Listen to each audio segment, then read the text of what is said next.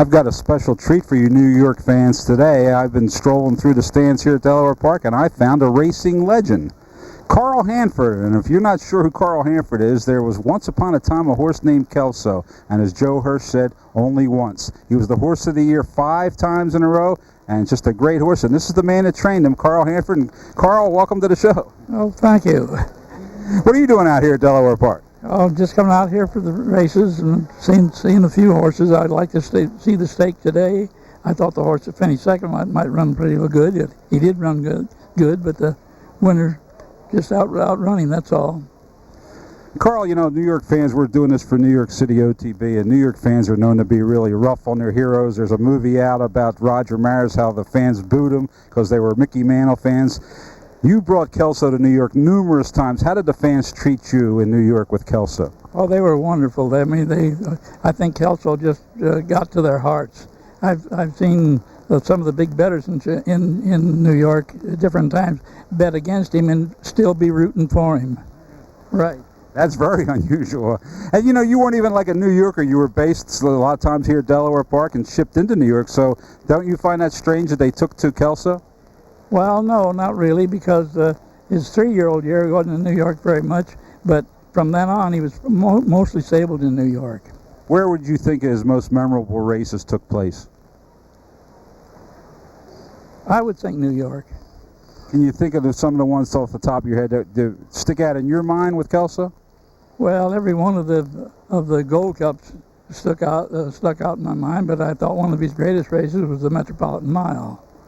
I've seen tape of that, Carl, and I still can't believe that he won that race. And when Carl's talking about the Gold Cups, that's the Jockey Club Gold Cup. In those days were 2 miles, and Kelso won them how many times? 5 times. And how much weight did he used to carry? Well, I mean, that was the weight for age. That's 126 on all of them. Either 26 or 24. I think 26 on all. Oh, well, he was in with a feather, those races. How much weight did Kelso win with and carry? He carried 136 pounds several times and win, and I think he carried over 130. I don't know how many times, but he won probably maybe 8 out of 13. And he also didn't carry his jockeys with him. You rode numerous jockeys. Could you name some of the jockeys that were on Kelso's back? Well, to begin with, Hardtack rode him the first time I ever run him, and Hardtack later on as his 3-year-old year, he was trying to get on Tompion, and I switched from Hardtack to Arcaro. And then Arcaro rode him for the next 2 years, and hardly anybody else rode him after that. Walter Brum rode him the first time he ever run in New York, and he run there as a 3-year-old, the fastest mile ever run by a horse in New York. And well, Walter Brum rode him. He's in front all the way that day, and he's a horse that loved to come from behind. Yeah, but Blum liked to go to the lead. Well, you mentioned Hardtack and Arcaro. Those 2 names, along with Shoemaker, are probably the biggest 3 names in the history of the game. Did Shoemaker ever ride Kelso? Yeah, he went on him up in New York. But Shoemaker, he caught him at a time when he wasn't probably at his tops, because after Shoemaker rode him a few times, we switched to Venezuela, and then Venezuela rode him for the next 3 years. You've just named some great jockeys, Carl, and I know you've been around this racing game a long time. Who do you think, in your opinion, is the greatest jockey you've ever seen? Well, I'd have to say, I don't know whether he'd be the standout as the greatest would be Eddie Arcaro. I don't think there's any rider rode any better than Don Meade or Jackie Westrope. Jackie Westrope should have been in the Hall of Fame 30 years ago. We're going to get to the Hall of Fame in a second. While we're on the subject of your memoirs, how about the greatest horse? Do you think Kelso was the greatest horse? And if so, how about some other ones that rank up there with him? Well, I don't think that will ever be proven who was the greatest, but I think Kelso, they'd have a hard time to find somebody that's any better. Any other ones that you thought ranked up there, though? Well, I never saw Man of War, but he must have been something special. Did you ever see Citation? I saw Citation. I don't think Citation could handle a Kelso. How about Secretary?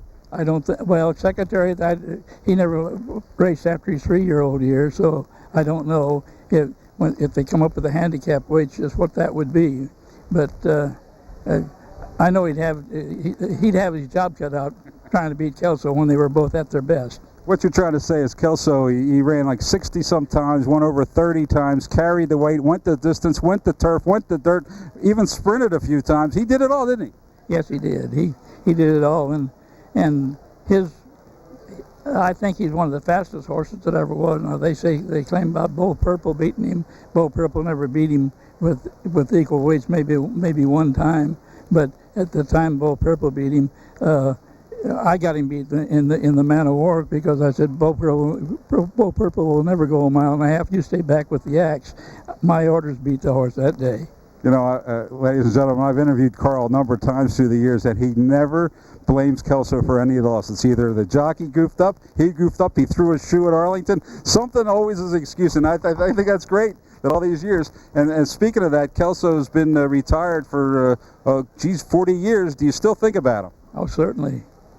What are you doing these days, Carl? Well, we've got one horse here. My daughter's training one 2-year-old, and I go out every morning and I'm her chief hot walker. So it keeps you young, doesn't it? Right. Do you live around these parts? I live right in the area. I can walk over here from my house. And I can justify that. He comes over here quite often, and what an honor it is for Carl Hanford to still be around. And Carl, you brought up the Hall of Fame, and Jackie Restrup just got into it. He didn't get into it. So he didn't get into it, and you're not in the Hall of Fame. What's your thinking about that? Well, I don't know about me, but I know Jackie Westrup should have been there years ago. I think he's just as good a rider as Arcaro or Shoemaker or any of them. I don't think anybody any better than Jackie Westrup was. Another person I think should have been in the Hall of Fame years ago, but he had a tussle with the officials in Mexico. Don Meade, I think it's a shame that he's never been in the Hall of Fame, but he had a black mark against him because he cussed out the officials. Well, Carl's being humble, of course, as usual, and one person that doesn't have any black marks against him, and no trainer has ever trained a horse to be Horse of the Year 5 times in a row, except this man, Carl Hanford, and I think he should be in the Hall of Fame too. Carl, thanks for spending a few minutes with us and for the fans in New York. My pleasure.